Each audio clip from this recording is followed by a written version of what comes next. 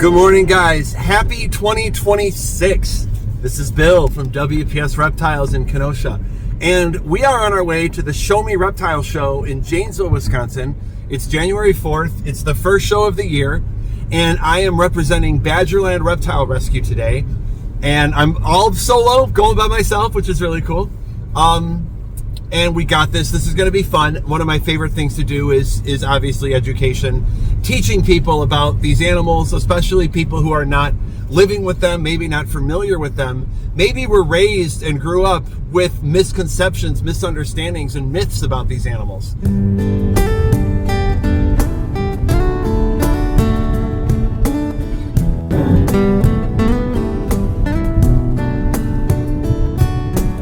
So on my drive to Janesville, I'm kind of reflecting on the reptile education that I've been doing in the hobby for quite some time now. And not just with WPS Reptiles.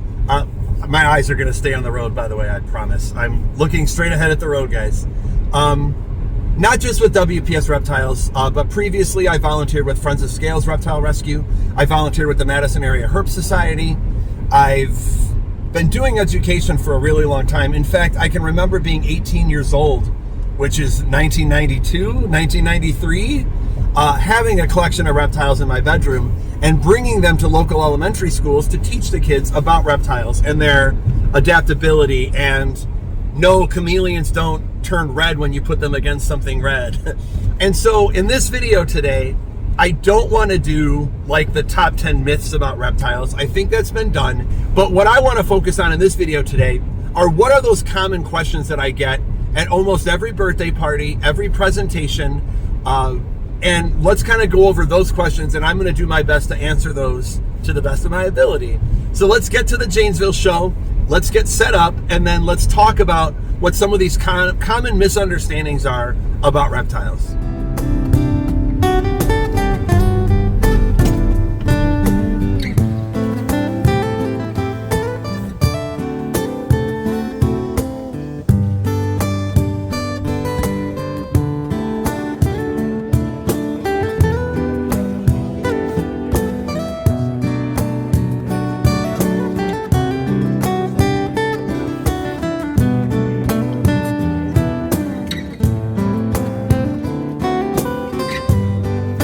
I'm going to use Sarge to talk about some of the questions that we get about snakes and quash some of the misunderstandings about snakes. Sarge is one of our ball pythons that will be available for adoption soon with Badgerland Reptile Rescue, but he came with me to the Janesville show. So one of the first questions I always get, or I guess maybe it's not a question, but one of the first observations people make when they come to pet the snake or hold the snake, sometimes it's the first time they've held a snake, they say, "Oh, I thought it was going to be slimy. I thought snakes were slimy." And that is definitely not true. Snakes are not slimy, and I'm not entirely positive where that myth came from. I have a few ideas. I think people are familiar with amphibians. Frogs and salamanders are slimy. They have slimy skin. And so maybe people are assuming that because amphibians are slimy, that snakes are going to be slimy as well. I think the other idea is that, you know, their scales are shiny, so it looks like they're wet, and maybe that's where the slimy myth kind of came from. But snakes are not slimy. Not only are snakes not slimy, but their scales don't absorb water, and so there's nothing slimy about the snake.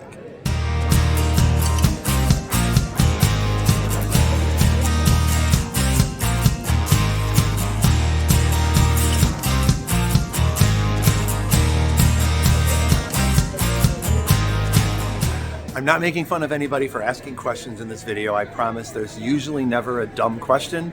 I have had a lot of grown adults not ask me, but actually announce out loud that snakes don't have bones. That is absolutely not true. Snakes are vertebrates. They have bones. They have skulls. They have ribs and a backbone. We can get into a little bit more science with pythons, old world snakes, and their spurs. But snakes have bones. They're not worms. They are vertebrate animals. They have a skeleton. So not making fun of people for asking questions. I want people to ask questions. I want people to learn that way. So there are no stupid questions. I think that's an important thing to say. But with snakes not having bones, they're absolutely vertebrate animals.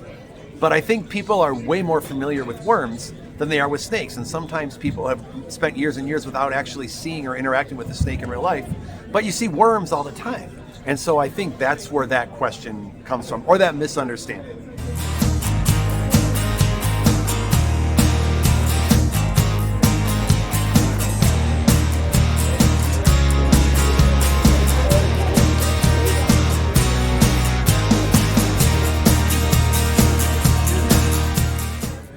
I'm gonna use my buddy Sarge again for this next clip. One of the big comments I get a lot when I do shows, especially when I bring out the larger pythons, the berms, my boa constrictors, aren't you worried the snake's gonna eat you? Aren't you worried he's gonna strangle you or he's gonna choke you? And I'm never worried about being strangled or choked by a snake, because we're not food. We don't look like food. We don't smell like food. We're not shaped like food. And pythons, for the most part, don't feed on humans. There are a couple exceptions to some of the retics in the wild, but that's another video for another story. But no, I'm not worried about them trying to squeeze me. I'm not worried about that. And the snake couldn't kill me if it wanted to. You would have to be pretty distracted to have any kind of a snake hurt you. I would be careful with larger snakes. We do have larger berms that are in excess of 8 or 9 feet, and I typically don't feed them when I'm alone. I always have someone with me just as a backup, just in case something happens. But this ball python is not going to eat me, and it doesn't want to eat me. We interact with our snakes enough, we socialize them enough where they don't have defenses to worry about. They don't see us as a threat. And so when a snake is properly socialized and interacted with, they're not even seeing us as a threat, and they don't have those defensive behaviors.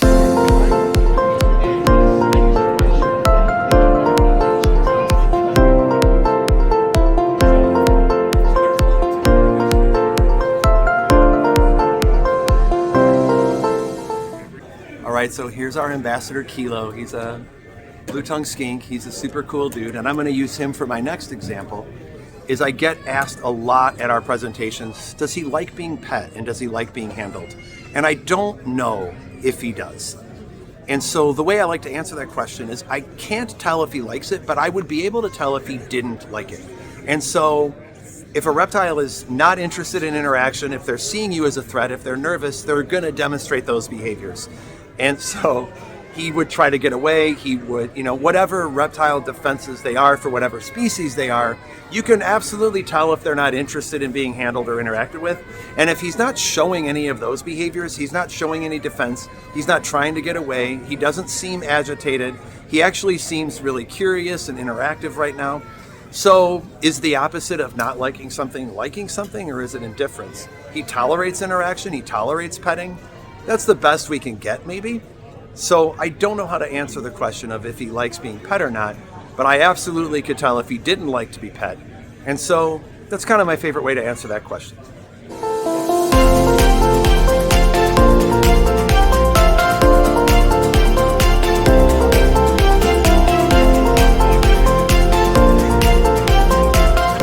That was an awesome show today. I had a lot of fun.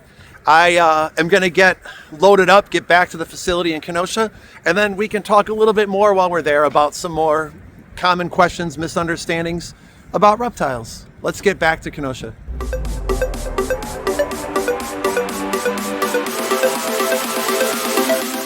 I think a lot of times, too,